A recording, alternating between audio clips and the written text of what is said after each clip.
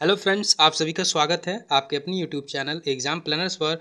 और friends, UP BEd की जो प्रवेश परीक्षा होने वाली है 2023 में, उसके लिए मैं सब प्रीवियस ईयर के क्वेश्चन करा रहा हूँ। उसके बाद मैं आपको प्रैक्टिस सेट कराऊंगा। तो ये जो है हिंदी का पहला टेस्ट है। किसका? हिंदी का जो है पहला टेस्ट है। और जो भी इम्पोर्टेंट क्वेश्चन प्रीवियस ईयर में पूछे गए हैं उनको मैंने यहाँ पे लिया है। तो चलिए फ्रेंड्स, क्वेश्चन को देखते हैं। क्वेश्चन में क्या क्या है। यहाँ पे पहला क्वेश्चन दिख रहा है,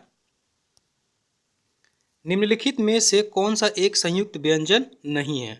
तो फ्रेंड्स यहाँ पे क्या पूछ रहा है? संयुक्त व्यंजन। क्या पूछ रहा है? संयुक्त व्यंजन।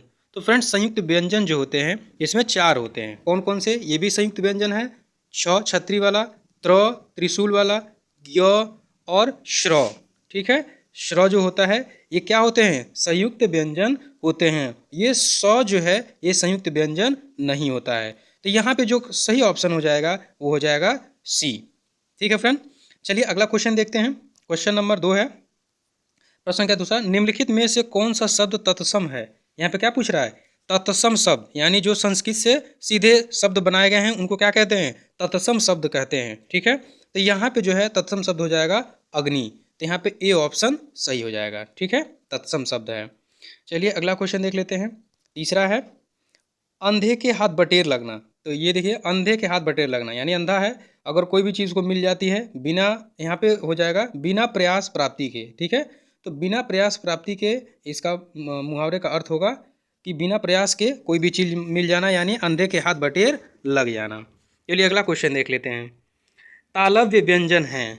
ठीक है, तालव्य व्यंजन, ये देखिए ऑप्शन गलत दिया हुआ है, ये थोड़ा टाइपिंग मिस्टेक हो गया है। ठीक है, तालव्य व्यंजन है। तो देखिए तालव्य व्यंजन कौन कौन से हैं इसमें। यहाँ पे जो सही ऑप्शन है वो हो जाएगा च वर्ग, यानी चौ छ ज झ, चौ छ ज झ, ये जो हो जाएगा ये होगा तालव्य व्यंजन। क्या हो जाएगा? तालव्य व्यंजन। उसके बाद फिर यहाँ पे दिया हुआ है ट ठ ड ढ। ट ठ ड ढ जो होता है वो होता है मूर्धन्य होता है। कौन सा होता है? मूर्धन्य होता है। और त थ द ध, त थ द ध जो होते हैं ये होते हैं दंत्य। क्या होते हैं? दंत्य व्यंजन होते हैं। तो फ्रेंड्स आप ध्यान रखेंगे।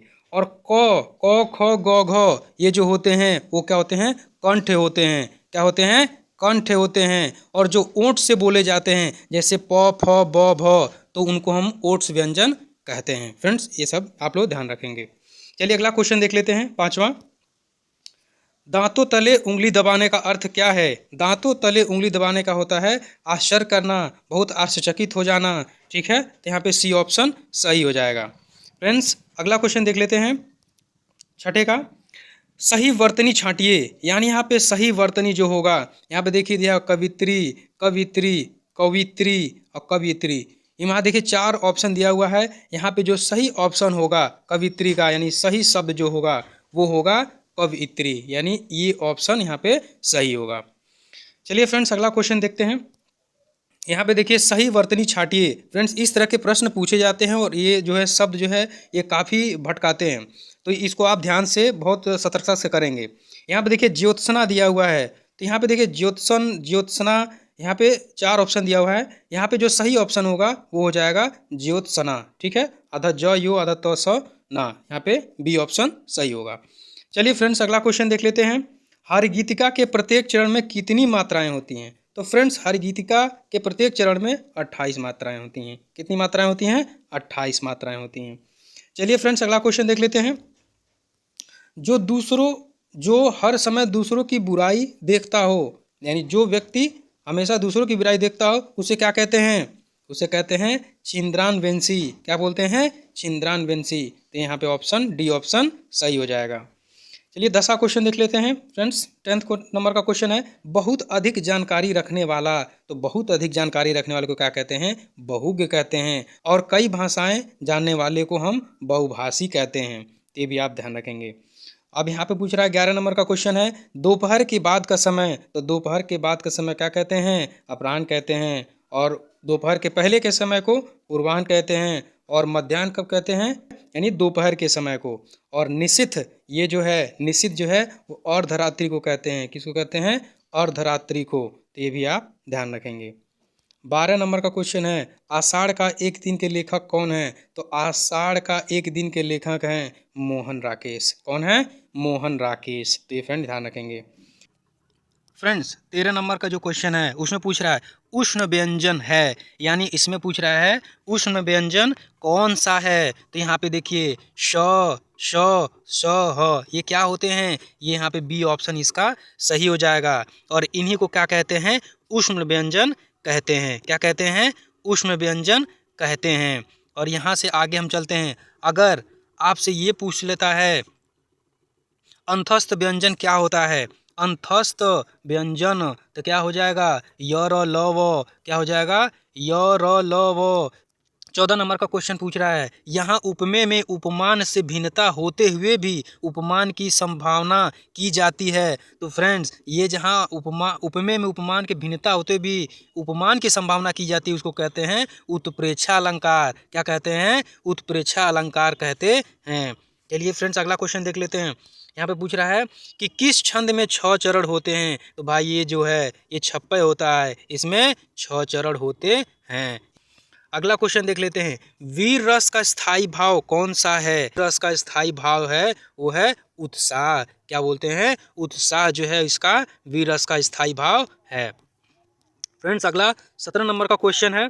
यहाँ पे निम्नलिखित में से कौन सी रचना मुंशी प्रेमचंद्र की है? तो मुंशी प्रेमचंद्र की बहुत सारी रचनाएं हैं, लेकिन इसमें जो है वो सही ऑप्शन हो जाएगा रंगभूमि। क्या है? रंगभूमि। अगर आपसे ये पूछ देता है कि यहाँ पे देखिए 3 और चीज़ें दी हुई हैं। प्रिय प्रवास किसकी रचना है? तो ये है अयोध्या सिंह की। किसकी है? अयोध्या सिंह की। अगर ये पूछ देता अंधेर नगरी किसकी रचना है? तो अंधेर नगरी है भारतेंद्र हरिश्चंद्र की। अगर आपसे सी पूछ दे जूही की कली किसकी रचना है? तो ये रचना है सूर्यकांत त्रिपाठी निराला की। तो फ्रेंड्स ये चारों आप ध्यान रखेंगे, ये आपसे पूछा जा सकता है परीक्षा में। चलिए फ्रेंड्स अगला क्वेश्चन देख लेते हैं। सुरेंद्र में कौन सी संधि है? यहाँ पे देखिए 18 नंबर का क्वेश्चन है। सुरेंद्र में कौन सी संधि है? यहाँ पे देखिए वृद्धि संधि दिया है, गुण संधि दिया है, यण संधि, आदि संधि। तो फ्रेंड्स यहाँ पे जो सही ऑप्शन हो जाएगा 18 नंबर का वो हो जाएगा गुण संधि। कौन सी संधि होगी सुरेंद्र में? गुण संधि हो जाएगी। फ्रेंड्स 19 नंबर का क्वेश्चन देख लेते हैं। निम्नलिखित में से कौन सज्जन का सही संधि विच्छेद है? तो फ्रेंड सज्जन तो यहाँ पे हो जाएगा सतजन इसका सही संधि विच्छेद हो जाएगा। फ्रेंड्स 20 नंबर का क्वेश्चन देख लेते हैं। गुरु शिष्य को पाठ पढ़ाता है में कौन सी क्रिया है? तो गुरु शिष्य को पाठ पढ़ाता है, इसमें जो क्रिया हो जाएगी वो हो जाएगा द्विकर्मक क्रिया। कौन सी हो जाएगी? द्विकर्मक क्रिया, यानी यहाँ पे ए सही ऑप्शन हो जाएगा। फ्रेंड्स 21 नंबर का क्वेश्चन देख लेते हैं। यहाँ पे पूछ रहा है अध्यापिका में कौन सा प्रत्यय है? प्रत्यय ठीक है, तो प्रत्यय क्या हो जाए? पीका तो यहाँ पे इका यहाँ पे सही ऑप्शन हो जाएगा, यानी प्रत्यय। ठीक है, यहाँ पे अगला क्वेश्चन देख लेते हैं। 22 नंबर का क्वेश्चन है। निम्नलिखित में से किस में उपसर्ग नहीं है? भाई उपसर्ग पूछ रहा है। क्या पूछ रहा है? उपसर्ग। यहाँ पे देखिए उपकार में भी है, अपकार में भी है, उपकरण में भी है, लेकिन सुखी में क्या है? उपसर्ग नहीं है। यहाँ पे सही ऑप्शन हो जाएगा सुखी। अगला क्वेश्चन देख लेते हैं। रसराज, यहाँ पे 23 नंबर का क्वेश्चन है। रसराज किस रस को कहा जाता है? भाई रसराज ये कहा जाता है श्रृंगार रस को। किसको कहा जाता है? श्रृंगार रस को। तो ये आपका रसराज सही ऑप्शन बी हो जाएगा।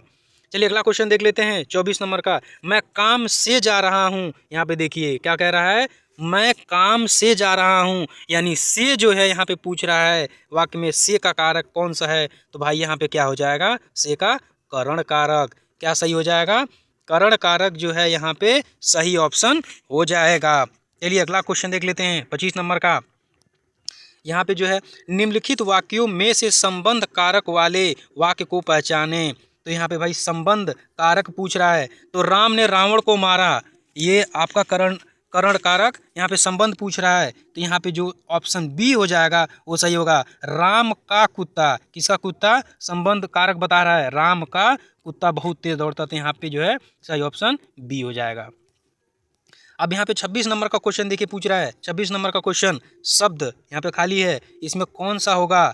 तो यौगिक, योगरूढ़, अंतर्थ और रूढ़। तो यहाँ पे जो सही ऑप्शन हो जाएगा वो हो जाएगा योगरूढ़। क्या हो सा चारपाई क्या है? योगरूढ़ शब्द है। क्या है? योगरूढ़ शब्द है।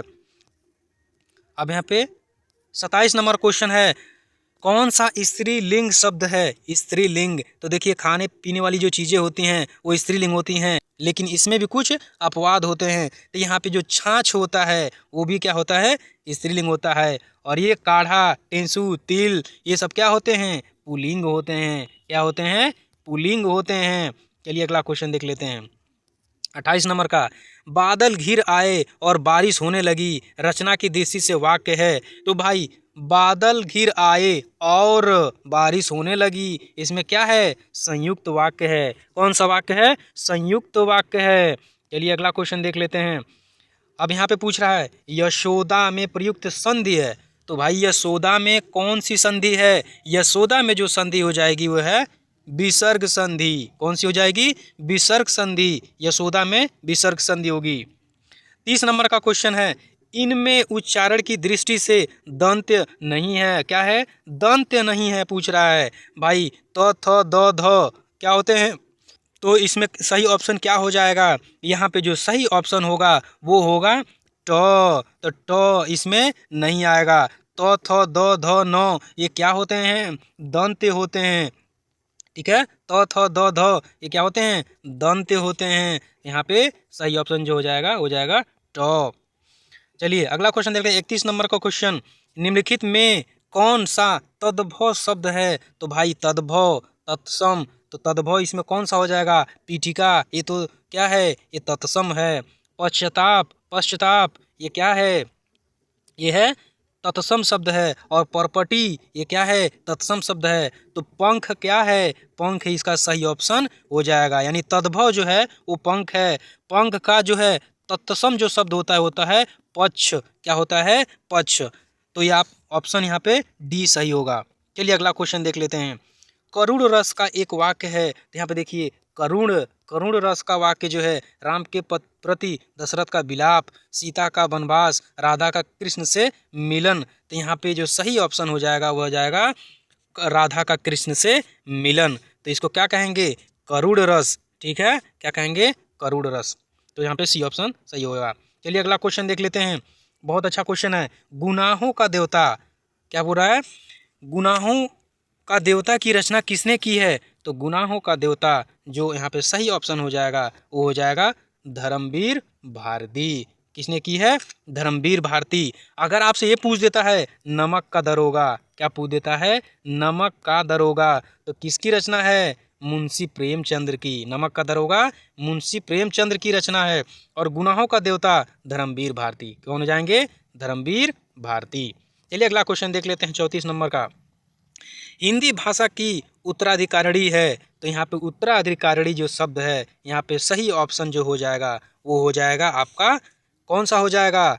यहाँ पे संस्कृत हो जाएगा। कौन सा हो जाएगा? संस्कृत। तो यहाँ पे सही ऑप्शन ए हो जाएगा। अब अगला क्वेश्चन है 35 नंबर का, क्षण प्रभा, क्षण प्रभा का प्रवाची क्या होगा? तो देखिए क्षण प्रभा का क्या होता है? क्षण प्रभा बिजली, चंचला और चपला, दामिनी ये सब किसके पर्यायवाची शब्द हैं? ये सब हैं बिजली के। तो क्षण प्रभा जो हो जाएगा यहाँ पे सी ऑप्शन सही हो जाएगा।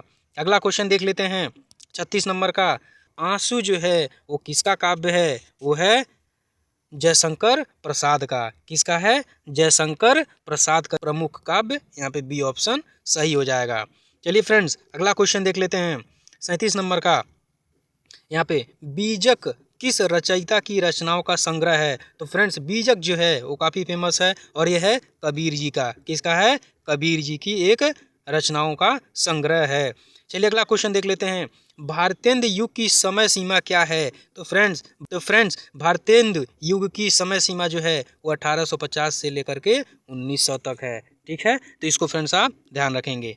चलिए अगला क्वेश्चन देख लेते हैं।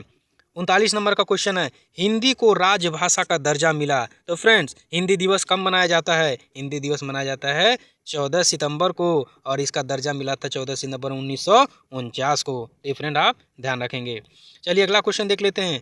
पंचवटी, पंचवटी में कौन सा समास है? पंचवटी यहाँ पे देखिए संख्या बता रहा है 5, पंचवटी। तो जहाँ पे पूर्व पद जो है संख्यावाचक होता है, यहाँ पे संख्या है, तो उसको क्या कहेंगे? द्विगु समास। क्या कहेंगे? द्विगु समास। तो आगे अब देख लेते हैं अगला क्वेश्चन।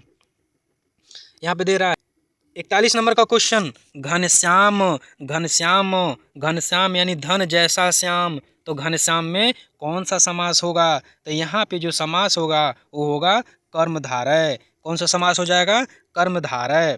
चलिए 42वां नंबर का क्वेश्चन है, जो फूल अभी नहीं खिला है। तो भाई जो फूल अभी नहीं खिला है उसको क्या कहते हैं? कली कहते हैं। 43वां नंबर का क्वेश्चन है, कबीर दास भक्ति काल की किस धारा के कवि थे? तो भाई कबीर जो दास थे वो संत काव्य धारा के कवि थे। क्या थे? संत काव्य धारा के। चलिए अगला क्वेश्चन देख लेते हैं। यहाँ पे कोई बच्चा नहीं खोलेगा, यानी यहाँ पे खेलेगा होना चाहिए। कोई बच्चा नहीं खेलेगा, इसमें कोई क्या है? तो देखिए कोई जो है यहाँ पे सर्वनाम विशेषण है, यानी सर्वनामिक विशेषण है, क्योंकि इसके बाद एक नाउन आया है, तो क्या हो जाएगा? सर्वनामिक विशेषण। अगला क्वेश्चन देख लेते हैं। सही शब्द छांटिए। यहाँ पे देखिए 4 शब्द दिया हुआ है, असम में लिखा है आशीर्वाद, आशीर्वाद। तो ठीक है, यहाँ पे जो सही ऑप्शन हो जाएगा आशीर्वाद का, यहाँ पे हो जाएगा यहाँ पे आशीर्वाद, ये ऑप्शन ये सही हो जाएगा। चलिए फ्रेंड्स अगला क्वेश्चन देख लेते हैं 46 का। तो यहाँ पे सही शब्द फिर आपसे पूछ रहा है कि सही शब्द इसमें कौन सा होगा? तो सही शब्द जो जिजीविषा होता है, जिजीविषा, तो यहाँ पे सही ऑप्शन जिजीविषा का ये बी ऑप्शन सही हो जाएगा, जिजीविषा। यहाँ पे बी ऑप्शन सही होगा। चलिए 47 क्वेश्चन देख लेते हैं। तुरंत कविता करने वाला जो कवि होता है उसको कहते हैं आशु कवि कहते हैं। क्या कहते हैं? आशु कवि। तो फ्रेंड आप ध्यान रखेंगे। 48वें नंबर का क्वेश्चन है, कौन हिंदी की उपभाषा नहीं है? यानी हिंदी की उपभाषा यहाँ पे देखेंगे तो पश्चिमी हिंदी भी है, पूर्वी हिंदी भी है, राजस्थानी भी है, लेकिन मराठी इसमें नहीं है, मराठी नहीं है। तो ये ऑप्शन सही हो जाएगा। कौन सा ऑप्शन सही होगा इसमें? यहाँ पे मराठी नहीं है उपभाषा। चलिए फ्रेंड्स अगला क्वेश्चन देख लेते हैं 49 नंबर का। खड़ी बोली निकली है। तो खड़ी बोली किससे निकली है? पश्चिमी हिंदी से। किससे निकली है? पश्चिमी हिंदी से खड़ी बोली निकली है। और फ्रेंड्स लास्ट जो क्वेश्चन है 50वां, वो है अनावृष्टि। अनावृष्टि क्या होती है? अनावृष्टि वर्षा को अभाव को कहते हैं। वर्षा का अभाव होता है उसको अनावृष्टि कहते हैं। वर्षा की न्यूनता जहाँ पे होती है तो अल्प वृष्टि कहते हैं। क्या कहते हैं? अल्प वृष्टि। तो फ्रेंड्स ये जो है यहाँ पे सही ऑप्शन जो हो जाएगा बी ऑप्शन यहाँ पे सही होगा। क्या होगा? बी ऑप्शन सही हो जाएगा। तो फ्रेंड्स ये 50 क्वेश्चन थे। फ्रेंड्स आपको कैसा लगा ये ज़रूर बताएं, ठीक है। और इसी तरह के मैं वीडियोस आपके लिए लाऊंगा जो इंपॉर्टेंट क्वेश्चन है। पिछले साल के क्वेश्चन कराने के बाद फ्रेंड्स मैं प्रैक्टिस सेट कराऊंगा और बहुत अच्छे से कराऊंगा, ठीक है। तो फ्रेंड्स वीडियो में बस इतना ही, मिलते हैं अगले वीडियो में, तब तक के लिए जय हिंद।